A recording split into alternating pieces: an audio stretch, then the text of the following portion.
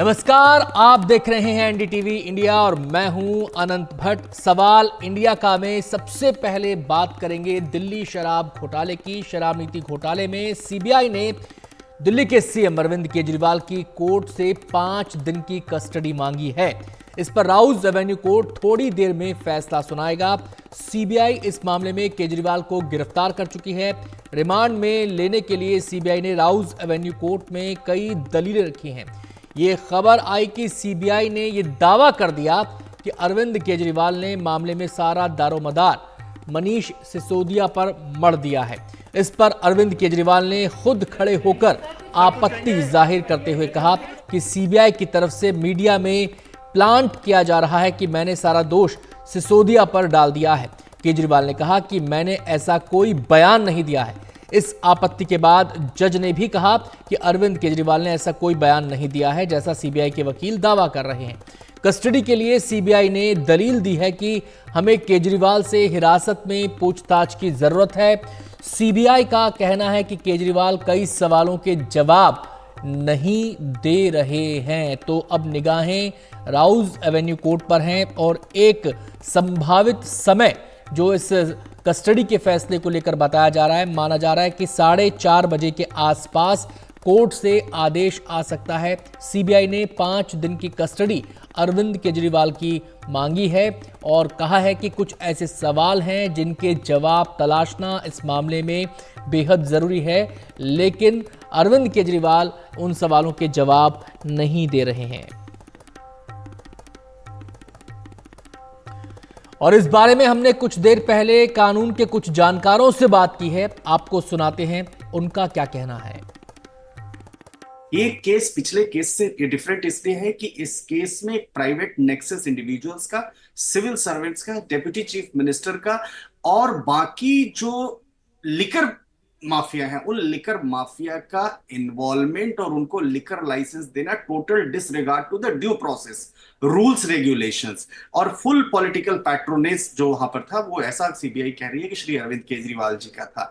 तो अब जो माने डिसीजन जो लिए गए, जिस तरह से उनका कहना है, वो एक्साइज डिपार्टमेंट का at the level of minister, उसमें कॉम्पिटेंट अथॉरिटी की कोई परमिशन नहीं ली गई, कैबिनेट की कोई परमिशन नहीं गई, लेफ्टिनेंट गवर्नर की कोई परमिशन नहीं ली गई और जो दिल्ली का बिजनेस ट्रांजेक्शन रूल है, बिजनेस ट्रांजेक्शन रूल के कॉन्ट्रेरी है। तो वो एक मामला है जिस मामले में आप देखें कि कविता ऑलरेडी जेल में है। देखना यह है कि आने वाले दिनों में क्या बेल मिलती है कि नहीं, परंतु फिलहाल निश्चित तौर पर उनकी मुश्किल बढ़ी है। मुश्किल यह है कि अरविंद केजरीवाल इस समय में जो नई गठबंधन बनी थी ऑपोजिशन अलायंस की, उसमें वो अपने को प्रखर उसके नेता या एक धुरी के तौर पे वहां पे देखते।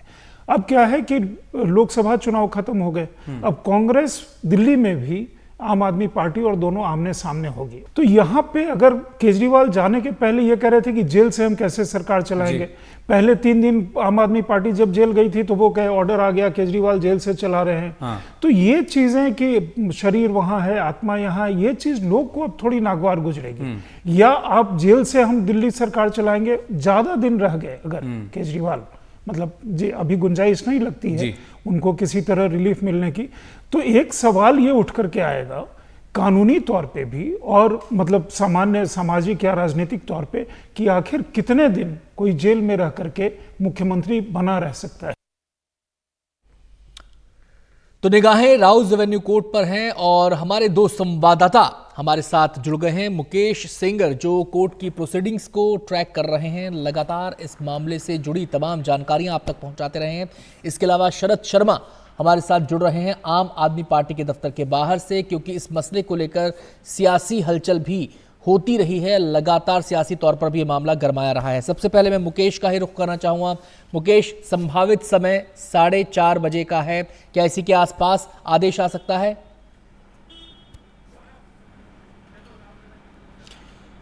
देखिए, बिल्कुल राउज एवेन्यू कोर्ट ने कुछ देर पहले ये फैसला रिजर्व किया था और ये कहा था कि 4:30 बजे वो अपना फैसला सुनाएंगे। तो ये उम्मीद की जा रही है कि 4:30 बजे के आसपास फैसला आ जाएगा और फैसले से साफ होगा कि क्या केजरीवाल जो सीबीआई ने कस्टडी मांगी है 5 दिन की, क्या कोर्ट वो कस्टडी ग्रांट करता है या फिर फैसला कुछ और होता है। तो 4:30 बजे का इंतज़ार है, लेकिन सीबीआई ने जो 5 दिन की रिमांड मांगी है उसके लिए काफ़ी कई ग्राउंड्स जो हैं बारी बारी से कोर्ट में रखे हैं। सीबीआई ने कहा कि जो अरविंद केजरीवाल हैं उन्होंने शराब कारोबारियों के साथ मीटिंग की, साउथ की लिकर लॉबी से के कविता और राघव मगुंता कोरोना के दौरान उनसे चार्टेड प्लेन से मिलने आए थे, अरविंद केजरीवाल उनसे खुद मिले। इसके साथ में ये भी कहा कि जो जीएम की रिपोर्ट थी, जो ड्राफ्ट रिपोर्ट थी, उस रिपोर्ट पर जो उपराज्यपाल का दफ्तर है उसने कई सवाल खड़े किए थे। उसके बाद भी इसी रिपोर्ट के बेसिस पर आबकारी पॉलिसी तैयार कर दी गई। ये भी कोर्ट में कहा गया कि जो साउथ की लिकर लॉबी है उसके कहने पर, उसके हिसाब से जो दिल्ली सरकार ने आबकारी पॉलिसी बनाई, जिससे कि शराब कारोबारियों को फ़ायदा हुआ और जो कमीशन था थोक कारोबारियों का वो 6% से बढ़ाकर 12% कर दिया गया, जिसमें से जो कमीशन था 6% वो वापस आम आदमी पार्टी को आया। कोर्ट में सीबीआई ने यह भी दावा किया कि उनको मनी ट्रेल का जो की जानकारी जो है वो मिल गई है। करीब 44 करोड़ रुपए गोवा चुनाव में इस्तेमाल किया गया और ये सारा पैसा जो है वो कमीशन का था।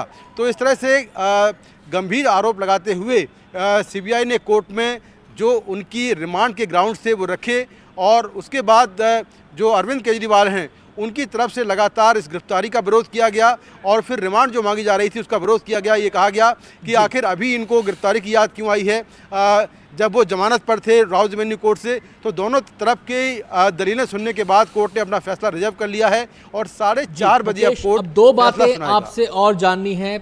सीबीआई ने कोर्ट में दलील रखी है कि कुछ सवाल ऐसे हैं जिनके जवाब मिलना जरूरी है, उनके जवाब केजरीवाल नहीं दे रहे हैं, इसलिए कस्टडी जरूरी है। वो सवाल कौन से हैं? पहली बात, इस पूरे मामले में मनी ट्रेल को लेकर खींचतान होती रही है दोनों पक्षों की तरफ से। जो अभियोजन पक्ष है उसका दावा यह है कि मनी ट्रेल हुई है, पैसे का आदान प्रदान हुआ है, लेन देन हुआ है, और जो बचाव पक्ष है वो ये कहता है कि सबूत दिखाइए, सबूत के नाम पर आपके पास कुछ भी नहीं है। तो मनी ट्रेल को साबित करने के लिए या उसको लेकर क्या कुछ बातें कही गई, क्या कुछ सबूतों की बात सामने आई? देखिए, मनी ट्रेल की जो डिटेल जांच है वो ईडी ऑलरेडी कर रही है और मनी लॉन्ड्रिंग का मामला दर्ज है जिसमें अरविंद केजरीवाल को गिरफ्तार किया गया था। ईडी ने कोर्ट में ये कहा है कि उनके पास मनी ट्रेल के पूरे सबूत हैं, जिसमें जहां जहां से पैसा गया, साउथ की लिकर लॉबी से पैसा गया और गोवा के चुनाव में इस्तेमाल किया गया, गोवा तक पैसा कैसे पहुंचा, उसके तमाम सबूत ईडी ने कोर्ट में दावा किया कि उनके पास हैं, जिसमें जो तमाम हवाला कारोबारी उनके बयान दर्ज हैं, आम आदमी पार्टी के जिन नेताओं को पैसा गया उनके स्टेटमेंट रिकॉर्ड किए गए हैं। तो ये सारी बातें ऑलरेडी ईडी ने कोर्ट में रखी हैं। अब मामला सीबीआई के पास है, क्योंकि सीबीआई इस मामले में जो क्रिमिनल इन्वेस्टिगेशन है, जो घोटाला हुआ है उसकी जांच कर रही है। जो पॉलिसी लेवल पर जो घोटाला हुआ है, पॉलिसी लेवल पर जो गड़बड़ियां हुई हैं उसकी जांच कर रही है। तो पॉलिसी लेवल पर जो सवाल हैं कि आखिर पॉलिसी में बदलाव करने की ज़रूरत क्या थी, किसके कहने पर ये बदलाव किए गए, अरविंद केजरीवाल का उसमें पूरा रोल क्या है, विजय नायर की जो भूमिका है, चूँकि विजय नायर के बारे में कहा जा रहा है कि अरविंद केजरीवाल का बहुत ही क्लोज आदमी है, तो उसका क्या रोल है, जो उसने मीटिंग कराई वो किसके कहने पर मीटिंग कराई, और साउथ की लिकर लॉबी के लोग दिल्ली में आए थे, उनकी अरविंद केजरीवाल से मीटिंग हुई, क्या उन मीटिंग्स में विजय नायर की भूमिका है। तो ये सारे सवाल हैं जिनके जवाब सीबीआई को लेने हैं। लेकिन जो मनी ट्रेल की जहाँ तक बात है, तो मनी ट्रेल को कुछ हद तक ईडी ने एस्टेब्लिश किया है। सीधे रुख कर सकते हैं, हमारे संवाददाता आम आदमी पार्टी दफ्तर के बाहर से मौजूद हैं, और ये पूरा मामला शरद सियासी तौर पर भी काफ़ी गरमाया रहा है और अक्सर गरमा जाता है जब जब कोर्ट प्रोसीडिंग्स इस मामले में सामने आती हैं। आज आम आदमी पार्टी क्या सोच रही है, उसका स्टैंड क्या है, सुप्रीम कोर्ट में याचिका वापस ले ली गई है, पार्टी का क्या कहना है, ये जो सीबीआई की अब ताज़ा गिरफ्तारी हुई है?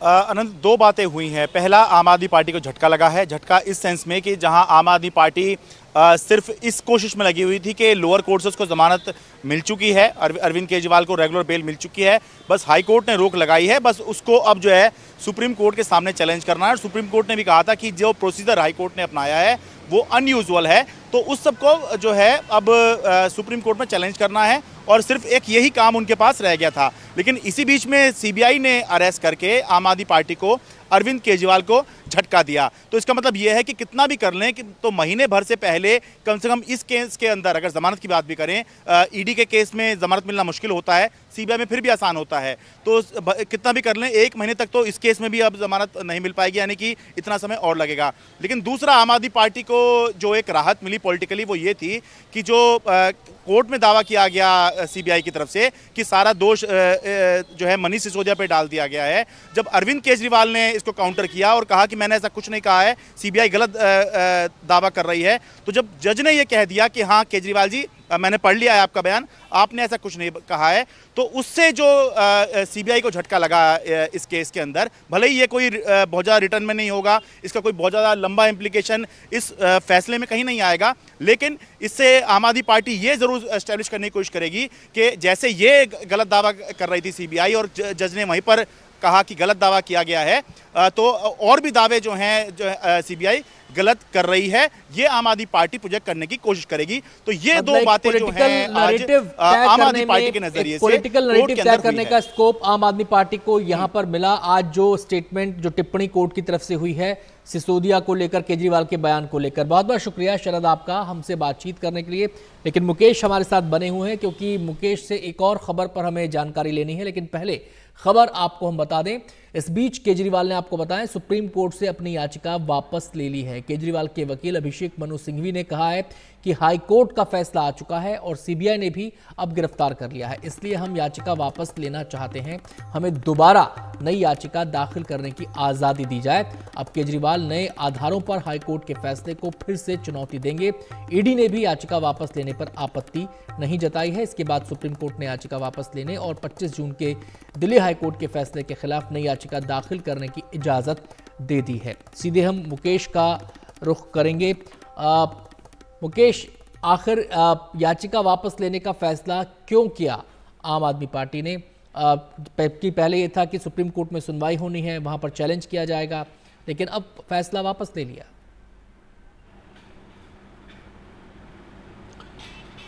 देखिए, बेसिकली जो राउज एवेन्यू कोर्ट है, जो ट्रायल कोर्ट है, उसने अरविंद केजरीवाल को रेगुलर बेल दी थी। रेगुलर बेल देने के बाद जो ईडी है वो तुरंत कोर्ट पहुंच गई, हाई कोर्ट पहुंच गई और हाई कोर्ट में ये कहा कि जो लोअर कोर्ट है, जो ट्रायल कोर्ट है, उसने ईडी की दलीलों को, उनकी बात को ठीक से नहीं सुना, ये कहते हुए कि ईडी के पास जो दस्तावेज हैं वो भारी भरकम सामग्री है। इसके बाद जो हाई कोर्ट है उसने अरविंद केजरीवाल की बेल पर स्टे लगा दिया और बाद में ऑर्डर भी पास कर दिया कि जो राउज एवेन्यू कोर्ट का जो फैसला है वो गलत है और ईडी को भी पूरा सुनना चाहिए था। इसके बाद जो हाई कोर्ट में का फैसला आने के पहले ही जो अरविंद केजरीवाल हैं वो सुप्रीम कोर्ट चले गए थे और सुप्रीम कोर्ट में उनको राहत की इंतज़ार था कि सुप्रीम कोर्ट से उनको राहत मिलेगी और उनको बेल मिल जाएगी। लेकिन ये सुप्रीम कोर्ट में आज सुनवाई होने वाली थी, इसके पहले ही कल खबर आई कि ईडी ने सोमवार को और मंगलवार को अरविंद केजरीवाल से पूछताछ की है और अब बुधवार को अरविंद केजरीवाल को प्रोडक्शन वारंट पर राउज एवेन्यू कोर्ट में पेश किया जाएगा। आज प्रोडक्शन वारंट पर राउज एवेन्यू कोर्ट में अरविंद केजरीवाल को पेश किया गया और सुप्रीम कोर्ट में सुनवाई के ठीक पहले कोर्ट के अंदर ही जो सीबीआई है उसने अरविंद केजरीवाल को अरेस्ट कर लिया। इसके बाद जो अरविंद केजरीवाल का पक्ष है उनको लगा कि अब सुप्रीम कोर्ट में ज़्यादा कुछ होने वाला नहीं है क्योंकि जो सीबीआई है वो पहले ही अरविंद केजरीवाल को गिरफ्तार कर चुकी है, तो उन्होंने अपनी याचिका वापस ले ली और कहा कि अभी फ़िलहाल वो अपनी याचिका को वापस लेते हैं। तो अब ये मामला जो है उनके बाहर आने का, उनकी बेल का जो मामला है वो फ़िलहाल एक लंबे समय के लिए टल गया है, क्योंकि अगर सीबीआई को यहाँ से रिमांड मिलती है तो सीबीआई एक लंबे टाइम तक जो अरविंद केजरीवाल हैं उनसे सीबीआई पूछताछ करने वाली है और वो सीबीआई मुख्यालय में रहेंगे। तो अभी तुरंत तो उनको बेल मिलना नामुमकिन है, क्योंकि अभी अगर वो रिमांड पर जाते हैं तो तुरंत बेल मिल पाना बहुत ही मुश्किल होगा। जी, बहुत बहुत शुक्रिया मुकेश विस्तार से तमाम जानकारियां देने के लिए। आप नज़र बनाए रखिए, थोड़ी ही देर में रिमांड को लेकर भी कोर्ट का फैसला आ जाएगा और जब फैसला आएगा वो खबर भी आपको हम बताएंगे क्या डिटेल्स हैं उसकी। फिलहाल वक्त हो गया एक छोटे से ब्रेक का, जाना कहीं नहीं है। ब्रेक के बाद भी खबरें जारी हैं एनडीटीवी इंडिया पर।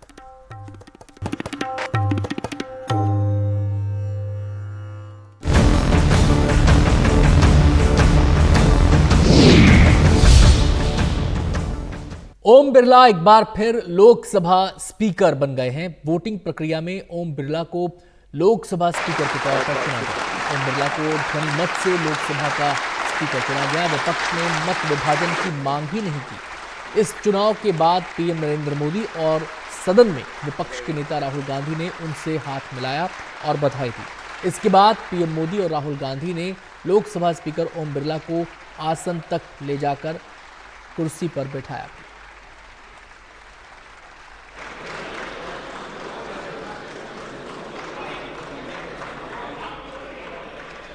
ये सदन का सौभाग्य है कि आप दूसरी बार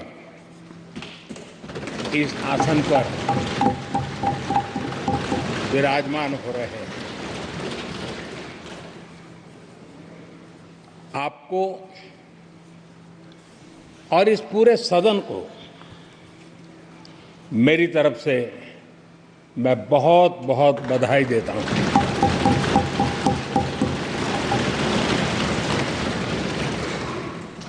आदरणीय अध्यक्ष जी, मेरी तरफ से आपको शुभकामनाएं हैं, लेकिन इस पूरे सदन की तरफ से भी आपको अनेक अनेक शुभकामनाएं। दूसरी बार इस पद पर विराजमान होना बहुत बड़ा दायित्व आपको मिला है और आपका 5 वर्ष का अनुभव और आपके साथ हम लोगों का 5 साल का अनुभव, हम सबका विश्वास है कि आप आने वाले 5 साल हम सबका मार्गदर्शन भी करेंगे और देश की आशा अपेक्षाएं पूर्ण करने के लिए ये सदन अपना दायित्व निभाने में आपकी बहुत बड़ी भूमिका रहेगी। Speaker sir, I'd like to congratulate you for your successful election. For the second time that you have been elected, I'd like to congratulate you on behalf of the entire opposition, on behalf of the India Alliance. This House represents the voice of India's people. And you, Speaker sir, are the final arbiter of that voice. Of course, the government has political power, but the opposition also represents the voice of India's people.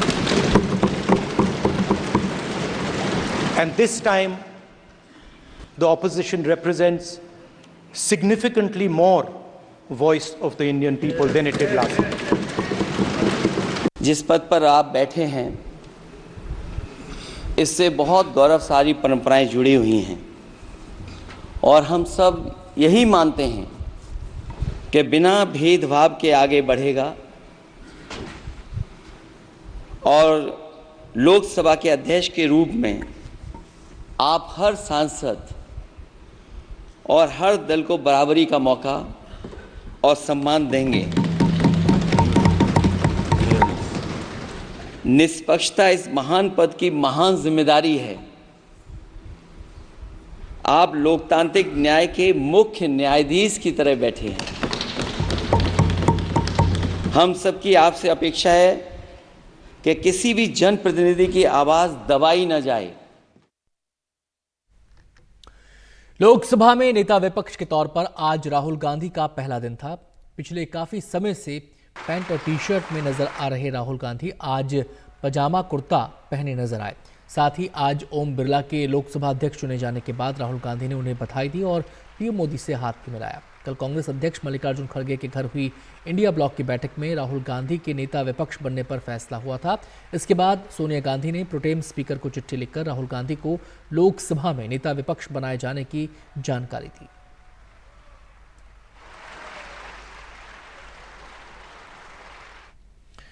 अब आपको बताते हैं कि लोकसभा में नेता विपक्ष की भूमिका आखिर होती क्या है। जितनी भी अहम नियुक्तियां होती हैं उनमें नेता विपक्ष हिस्सा लेते हैं। CBI, CEC, CIC, NHRC, CVC प्रमुख की नियुक्ति में भी नेता विपक्ष की भूमिका रहती है। लोकायुक्त की नियुक्ति में भूमिका होती है। नेता विपक्ष को कैबिनेट मंत्री का दर्जा हासिल होता है।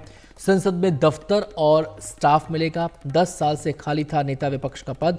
10 साल तक कांग्रेस के पास 10% सांसद नहीं थे। इस बार 10% से ज्यादा सांसद हैं। कांग्रेस की कुल इस बार 99 सीटें हैं।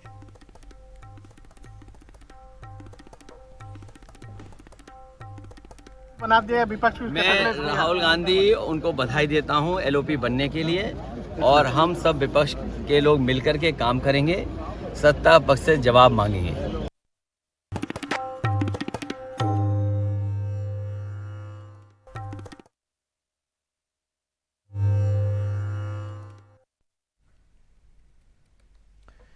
भारतीय मूल की एस्ट्रोनॉट सुनीता विलियम्स और उनके साथी बुच विल्मोर की धरती पर वापसी में अब देर होगी। 5 जून को ये दोनों अंतर्राष्ट्रीय अंतरिक्ष स्टेशन पहुंचे थे और अगले 10 दिन में इन्हें लौट आना था, लेकिन उनकी वापसी अब लगातार टल रही है। खबरों के मुताबिक जिस बोइंग स्टारलाइनर से वो अंतरिक्ष में गए उसमें कुछ खामियां आ गई हैं। स्टारलाइनर में लगे 28 थ्रस्टर में से 5 में खराबी आ गई है। यान में 5 जगह हीलियम लीक हो रही है। हालांकि नासा के मुताबिक इन गड़बड़ियों को जल्द दुरुस्त कर लिया जाएगा। वैसे भी सुरक्षित वापसी के लिए 14 थ्रस्टर पर्याप्त होते हैं। सुनीता विलियम्स और उनके साथी को कोई खतरा नहीं है। अंतरिक्ष स्टेशन में लंबे समय तक ठहरने के भी पूरे इंतजाम हैं। फिर भी सबकी नज़र इन दोनों की सुरक्षित वापसी पर है। अब 2 जुलाई या उसके बाद की तारीख की चर्चा है, लेकिन नासा ने इसकी पुष्टि अभी नहीं की है। और हम सीधे रुख करेंगे, हमारे साइंस एडिटर पल्लव बागला हमारे साथ जुड़ गए हैं तमाम जानकारी के लिए। पल्लव, जब लोग यान में खामी आ जाए तो लोगों के जहन में तमाम तरह की शंकाएं आशंकाएं आ जाती हैं। सबसे पहले तो यही समझना जरूरी हो जाता है ऐसे में कि जो खामी है ये कितनी बड़ी है और क्या इसको दुरुस्त किया जा सकता है और कितनी देर में, मतलब कितना समय इसमें लग सकता है। देखिए, आपने सही कहा कि सुनीता विलियम्स, बुच विल्मोर और 7 और एस्ट्रोनॉट जो इंटरनेशनल स्पेस स्टेशन पे हैं वो सुरक्षित हैं। उनकी जान को कोई खतरा नहीं है। ये बोइंग स्टारलाइनर जो कैप्सूल है ये पहली बार अंतरिक्ष में भेजा गया था और सुनीता विलियम्स खुद टेस्ट पायलट हैं। ये उनके हाथों से बना हुआ, उनके ही मेहनत करने से स्टारलाइनर, बोइंग स्टारलाइनर बना है। और उसमें इस वक्त जो खराबी आई है वो कुछ थ्रस्टर्स की है, उसके बगैर भी ये लौट सकती हैं। जो हीलियम लीक हुआ है उसके बगैर भी इनका काम चल सकता है। हीलियम की मात्रा काफ़ी है, लेकिन क्योंकि ये स्टारलाइनर आगे और मिशंस में काम आना है तो नासा की मंशा है कहीं ना कहीं जो चीज़ सुलझ सकती है, जो चीज़ समझी जा सकती है, उसको अभी ही इन फ्लाइट, इन ऑर्बिट समझ लिया जाए। क्योंकि इसका जो सर्विस मॉड्यूल है वो धरती पे वापस नहीं आएगा, केवल क्रू मॉड्यूल वापस आएगा। और ये जो लीक हैं ये क्रू मॉड्यूल में नहीं है, सर्विस मॉड्यूल में है। तो इस वक्त जान माल का उनको खतरा नहीं है। और ये टेस्ट फ्लाइट थी, इसमें इस तरह की चीज़ें टेस्ट करने के लिए ही भेजा गया था। एक चीज़ और बता दूं कि 87 पैरामीटर्स का टेस्ट होना था बोइंग स्टारलाइनर में। उसमें से 77 पैरामीटर्स ऑलरेडी टेस्ट होके पास हो चुके हैं। अब अनडॉकिंग और धरती पे लैंडिंग पे बाकी 10 हो जाएंगे। तो अभी ऐसा नहीं है कि बोइंग स्टारलाइनर को हताश होकर छोड़ना पड़ेगा वहाँ पे। और वैसे भी अगर कोई और बहुत ही बात आ जाए तो इस वक्त भी वहाँ पे 2 और स्पेसक्राफ्ट इंटरनेशनल स्पेस स्टेशन पे हैं, सोयूज के, और फिर क्रू ड्रैगन है स्पेस एक्स का।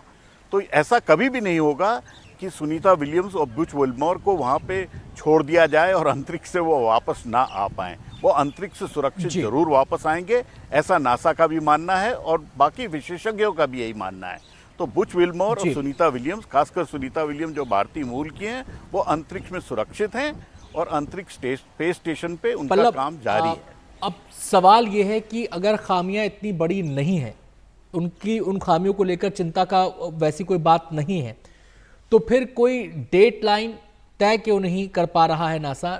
कोई टाइम टेबल, कोई टाइम लिमिट, कोई टाइम फ्रेम इसके लिए कोई तय क्यों नहीं हो पा रहा है? नहीं, देखिए, टाइमलाइन उन्होंने दिया है कि 2 जुलाई के बाद होगा। 26 तारीख की पहले डेट दी थी, लेकिन उसमें उनकी वो टेस्टिंग पूरी नहीं हो पाई। फिर उन्होंने कहा कि 2 जुलाई तक उनके पास अंतरिक्ष स्टेशन पे और भी काम हैं, 2 बड़े स्पेस वॉक्स होने हैं और अंतरिक्ष स्टेशन में केवल 9 क्रू हैं, उनको और भी काम होते हैं और भी उनके पास मसौदा है। तो वो पूरा हो जाएगा, उसके बाद वापस लाएंगे और वो टाइमलाइन उसी के बाद बताई जाएगी। क्योंकि देखिए, एक अंतरिक्ष स्टेशन की टाइमलाइन होती है और दूसरा धरती पे आने का भी जो लोकेशन है, वहाँ पे लैंडिंग का भी वेदर और लोकेशन की तैयारी होती है। तो कई चीज़ों का पैमाना होता है और उसके साथ साथ क्योंकि ये टेस्ट फ्लाइट है, उस टेस्ट फ्लाइट में सारी चीज़ें जो टेस्ट करना चाहते हैं वो नासा और बोइंग करना चाहता है, क्योंकि इसके बाद उनको दूसरी अपॉर्चुनिटी जब मिले तब वो ये कह सके कि जी हमने जो किया था वो बिल्कुल सही हुआ है। और इससे पहले भी जब स्पेसएक्स का क्रू ड्रैगन गया था तब वो भी 2 महीने बाद अंतरिक्ष के स्पेस स्टेशन से लौटा था। तो ऐसी कोई घबराने वाली बात नहीं है। सुनीता विलियम्स वहाँ सेफ है और उम्मीद यही है कि थोड़े दिन में वो धरती पे वापस आएंगी और वापस आके धरती पे जैसे उनको पसंद है वो समोसे धरती पे खाएंगी। बिल्कुल, और सब लोग यही उम्मीद भी कर रहे हैं, दुआ भी कर रहे हैं।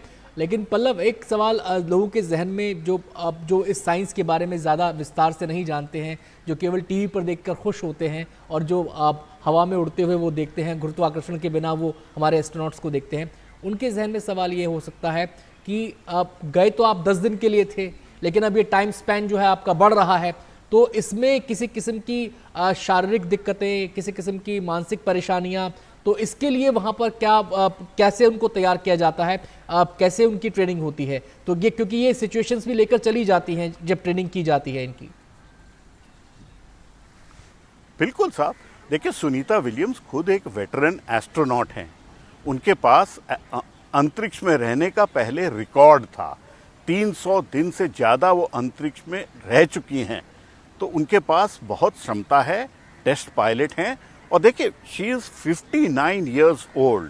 She is a trained test pilot of the navy and then she became, उसके बाद वो एस्ट्रोनॉट बनी हैं। तो और वो इस वक्त बोइंग स्टारलाइनर की पायलट हैं। उनके पास सारी क्षमता है और उनको हर किस्म की ट्रेनिंग दी जाती है और अंतरिक्ष स्टेशन पे भी सारी इमरजेंसीज के लिए तैयारी है।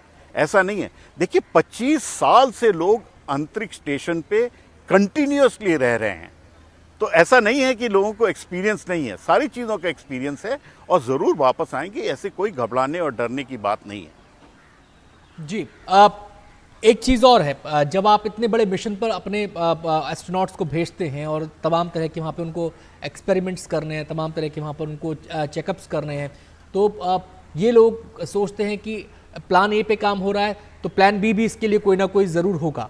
तो वो प्लान बी क्या हो सकता है, कैसे उसके ज़रिए आगे बढ़ा जा सकता है?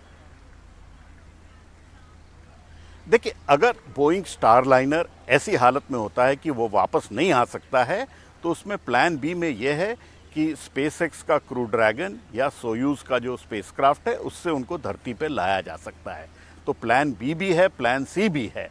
और अगर और भी टाइम लगता है तो अंतरिक्ष स्टेशन पे बहुत राशन है, बहुत सामान है, जिससे कि वो काफ़ी टाइम तक वहाँ रह सकते हैं और उसके बाद और भी हो तो वहाँ पे भेजा जा सकता है सामान। ऐसा नहीं है कि वहाँ पे कोई, अभी एक रशियन एस्ट्रोनॉट 1000 दिन तक अंतरिक्ष स्टेशन पे रहे हैं, 1000 दिन। तो आप सोच सकते हैं कि ऐसी कोई इमरजेंसी की सिचुएशन नहीं है। और जो कहा जा रहा है कि वो वहाँ स्ट्रैंडेड हैं स्पेस में, वापस नहीं लाएंगे, ऐसी कोई बात नासा भी नहीं कर रहा है और बोइंग वाले भी नहीं कर रहे हैं। तो पूरी उम्मीद है कि वो वापस आएंगी। जी, ऐसे जब हालात ऐसे हो, सिचुएशन ऐसी हो, हालांकि आप कह रहे हैं लगातार कि ऐसी कोई दिक्कत नहीं है, कोई घबराने वाली बात नहीं है, और तमाम जो शुभचिंतक हैं सुनीता विलियम्स के वो भी यही मान रहे हैं कि ऐसा कुछ भी नहीं है, वो आसानी से आएंगी, बस थोड़ा सा समय इसमें लग सकता है। लेकिन ऐसे में कम्युनिकेशन बहुत ज़रूरी हो जाता है कि आप कम्युनिकेट कर पाएँ, आप अपने बातों को आप उन तक पहुंचा पाएँ, वो अपनी बात आप तक कर पाएँ। वो जो कम्युनिकेशन है बेस कैंप, जो बेस स्टेशन है वहाँ पर और जो स्पेस स्टेशन है वहाँ पर, उस कम्युनिकेशन में क्या कुछ पिछले दिनों निकलकर सामने आया है? कुछ ऐसा सामने आया है? देखिए, अंतरिक्ष स्टेशन पे जो बातचीत होती है वो नासा लाइव ट्रांसमिट करता है। आप अगर इसी वक्त चाहें तो नासा के स्पेस स्टेशन से नासा वाले क्या बातचीत कर रहे हैं वो आप सुन सकते हैं। और अंतरिक्ष स्टेशन पे सुनीता विलियम्स के पास इंटरनेट का भी साधन है और वो फ़ोन भी कर सकती हैं। मैंने पिछली बारी जब उनसे फ़ोन इंटरव्यू किया था तो मैंने उनसे पूछा था क्या आपने अंतरिक्ष स्टेशन से कभी गलत नंबर मिलाया है, तो उन्होंने बताया मुझे हाँ, I have also dialled wrong numbers from the international space station. तो वो अपनी फैमिली से भी बात कर सकती हैं, अपने सहयोगी से भी बात कर सकती हैं और बहुत बड़ी टीम है नासा की, बोइंग की, जो इसके ऊपर पूरी निगरानी कर रही है और इनको साइकोलॉजिकल ट्रेनिंग दी जाती है इस काम के लिए।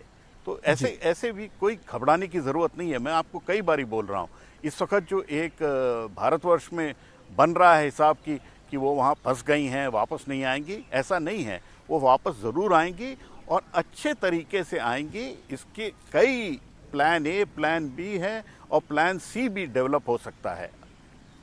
बहुत बहुत शुक्रिया पल्लव आपका इस पूरी विस्तार से जानकारी देने के लिए। तो पल्लव ने एक एक चीज जो बारीक से बारीक चीज है इस मिशन से जुड़ी हुई वो आपको बता दी है और पूरा भरोसा यही सबको रखना चाहिए कि सुनीता विलियम्स जरूर वापस आएंगी और जो खामी, जो खराबी कही जा रही है कोई बहुत बड़ी बात नहीं है। मिशंस में ऐसा होता है, लेकिन उसके इतर प्लान ए भी होता है, बी भी, सी भी और भी तमाम तरह की प्लानिंग होती है। और जहां तक बात है कम्युनिकेशन की, जहां तक बात है ट्रेनिंग की, जहां तक बात है इस पूरे माहौल को अडेप्ट करने की, इस पूरे माहौल में अडेप्ट करने की, उसके लिए सुनीता विलियम्स सक्षम है और सबकी दुआएं उनके साथ हैं और सब लोग यही मान रहे हैं कि जल्द से जल्द वो लौटे। फिलहाल वो अंतरिक्ष स्टेशन में है। बहुत बहुत शुक्रिया पल्लव, एक बार फिर से आपका। एक छोटा सा ब्रेक हम यहां पर लेंगे और ब्रेक पे जाने से पहले एक सवाल जो हम अक्सर आपसे पूछते हैं वो आपको बता देते हैं कि वो सवाल क्या है, जिसको आप अपने टीवी स्क्रीन पर देख सकते हैं और क्यूआर कोड के जरिए अपनी राय हम तक पहुंचा सकते हैं। इसके लिए आपको इस क्यूआर कोड को स्कैन करना होगा।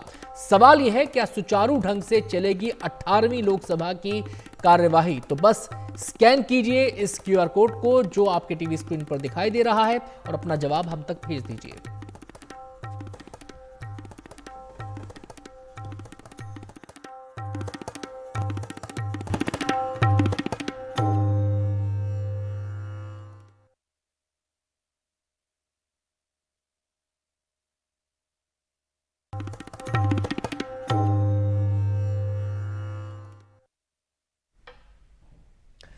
अदानी समूह आने वाले 10 साल में हवाई अड्डों के बुनियादी ढांचे को बिल्कुल बदल कर रख देगा। इसके लिए बहुत बड़े निवेश की योजना है। इसके बारे में जानकारी दे रही हैं हमारी सहयोगी Sakshi Bajaj. Adani enterprises airport business में अगले 10 साल में 1.75 लाख करोड़ या फिर 1.25 लाख करोड़ का निवेश करेंगे। ये निवेश अदानी एयरपोर्ट होल्डिंग्स मैनेज करेगी और याद रखिए Adani airport holdings Navi Mumbai international airport का भी निर्माण कर रहे हैं। अदानी ग्रुप के सीएफओ ने कहा कि अदानी ग्रुप भारत के हवाई अड्डे का इंफ्रास्ट्रक्चर जो है उसको पूरी तरह बदल देंगे, उसका अच्छे से परिवर्तन करेंगे और पहले से बहुत बेहतर करेंगे। पिछले साल दिसंबर में संसद से पास हुआ नया टेलीकॉम एक्ट आज से लागू हो गया है। क्या खास है नए एक्ट में, ये समझने की कोशिश करते हैं।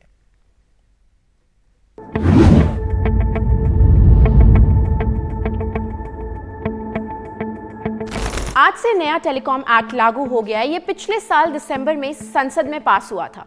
बता दें कि टेलीकॉम सेक्रेटरी नीरज मित्तल ने नए टेलीकॉम एक्ट का गैजेट नोटिफिकेशन अपने सोशल मीडिया अकाउंट से शेयर किया है और कहा है कि नया नियम 150 साल पुराने टेलीग्राफ एक्ट को रिप्लेस कर देगा। हालांकि अभी सरकार ने इस टेलीकॉम एक्ट के कुछ सेक्शन को ही लागू करने का निर्णय किया है। इनमें सेक्शन 1, 2, 10 से लेकर 30 तक, 42 से 44 तक, 46, 47, 50 से 58 तक, 61 और 62 शामिल है। वहीं स्पेक्ट्रम के आवंटन, सैटेलाइट सर्विस आदि से जुड़े सेक्शन अभी लागू नहीं किए जाएंगे। ये सारे सेक्शन मोबाइल और ब्रॉडबैंड यूजर्स की सुरक्षा आदि को ध्यान में रखकर लागू किए जाएंगे। इसके साथ ही केंद्र और राज्य सरकार को ये अधिकार मिल जाएगा कि वो जनता की सुरक्षा के लिहाज से किसी मैसेज को इंटरसेप्ट कर सकेंगी। सरकारों को ये अधिकार भी मिलेगा कि वो किसी आपात स्थिति में अस्थायी तौर पर टेलीकॉम नेटवर्क को अपने कब्जे में ले ले। अब आपको बताते हैं नए टेलीकॉम एक्ट के बड़े बदलाव। सिम कार्ड स्पूफिंग करने पर 3 साल की जेल और 50 लाख रुपए तक का जुर्माना। 9 से ज्यादा सिम कार्ड रखने पर 2 लाख रुपए तक का जुर्माना लगेगा। टेलीकॉम कंपनियों को नए एक्ट के तहत यूजर की पहचान को केवल बायोमेट्रिक बेस्ड आइडेंटिफिकेशन के जरिए वेरीफाई कराना होगा। टेलीकॉम कंपनियों को विज्ञापन संदेश प्राप्त करने के लिए ग्राहक की सहमति सुनिश्चित करनी होगी। साथ ही केंद्र सरकार किसी भी टेलीकॉम कंपनी को केवल नीलामी के जरिए ही स्पेक्ट्रम अलॉट कर सकेंगे। कुछ विशेष क्षेत्रों में स्पेक्ट्रम का अनुदान एडमिनिस्ट्रेटिव आधार पर किया जा सकता है, जैसे राष्ट्रीय सुरक्षा, defence research, disaster management, weather forecasting और सरकारी विभागों जैसे BSNL, MTNL और लोक प्रसारण सेवाएं। Telecom regulatory authority of India का चेयरमैन केवल उन्हें नियुक्त किया जा सकता है जिनके पास कम से कम 30 साल का प्रोफेशनल एक्सपीरियंस और सदस्य के तौर पर 25 साल का प्रोफेशनल एक्सपीरियंस होगा। राष्ट्रीय सुरक्षा के मामलों को देखते हुए टेलीकॉम कंपनियों को अपने इक्विपमेंट्स केवल सरकार द्वारा आइडेंटिफाइड ट्रस्टेड सोर्स से ही लेने होंगे। बिना अनुमति के टेलीकॉम सेवाओं प्रदान करना, टेलीकॉम नेटवर्क या डेटा एक्सेस करना या कॉल टैपिंग करना अपराध माना जाता है। इसके लिए 3 साल की कड़ी सजा और 2 करोड़ रुपए तक का जुर्माना लग सकता है। नियमों का उल्लंघन करने से 5 करोड़ रुपए तक की सिविल पेनल्टी भी लग सकती है। Custom build SIM box, SIP trunk call device और प्राइमरी रेट इंटरफेस डिवाइस के माध्यम से की जाने वाली इंटरनेशनल कॉल को गैर कानूनी माना जाएगा। इसे अनऑथराइज्ड सेलुलर नेटवर्क वाला माना जाएगा और इस पर 10 लाख रुपए तक का जुर्माना लग सकता है। और अब आपको दिखाते हैं NDTV की मुहिम का असर। नर्सिंग छात्रों के लिए गुड न्यूज है। NDTV की मुहिम का असर हुआ है। नर्सिंग के 1 लाख छात्रों का इंतजार अब खत्म होगा। नर्सिंग पाठ्यक्रमों की परीक्षाएं होंगी। पिछले कई सालों से ये परीक्षाएं रुकी हुई थी। परीक्षा कैलेंडर तैयार हुआ, जल्द परीक्षा लेकर रिजल्ट देने के आदेश दिए गए हैं। 2019-20 से 2022-23 तक नहीं हुई परीक्षा। BSc nursing, MSc PBBSc JNM के छात्रों की परीक्षा होगी।